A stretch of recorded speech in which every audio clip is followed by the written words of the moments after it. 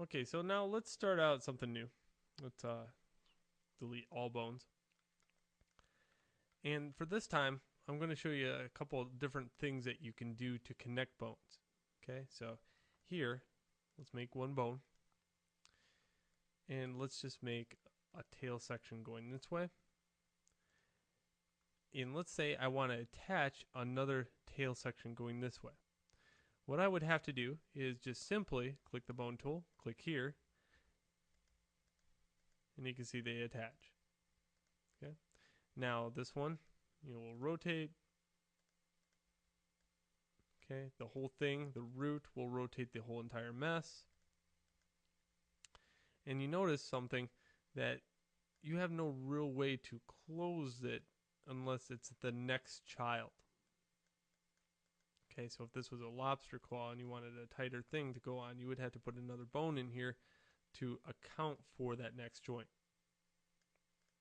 So you'll get used to that later on, how many bones you really need to pull off certain things.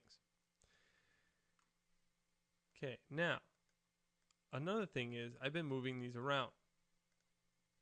Okay, just kind of randomly placing them within the world, and I've been randomly placing them within the perspective window. So what'll happen is when I do that, if I look at something like this angle right here, or this angle, you can see that they are not all flat. In fact, some of them are all skewed all over the place now. So what I like to stay accustomed to is barely ever do I rotate these within the perspective view. Okay, so let's kind of look at that for a second. If I do this, let's take and make this in my front view. Well, no, let's make it in my side view, sorry. And let's turn on snap to grid and make a very flat bone surface. Okay. And you can see when I click on these, if I go here, that every one of them has some kinds of translate onto them, but they do not have any rotates on them.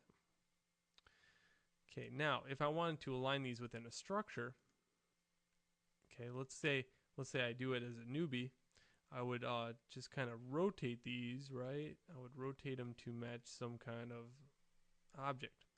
Well, look what happened. Now it has rotates on them. And also, the orientation is now all screwed up on these bones. Okay, no longer do they have this nice, neat sight.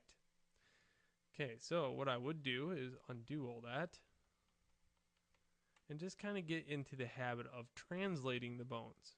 So let's translate them to make that shape. It seems to work just about the same as rotate, right? In fact, I can rotate this one all the way over here. Now let's go to the rotate tool, and you can see that all these rotates are still perfect. So a lot to absorb here. Okay, so get in the habit of translating instead of rotating on your joints. Okay, so let's work on another method to kind of join joints together in the next lesson.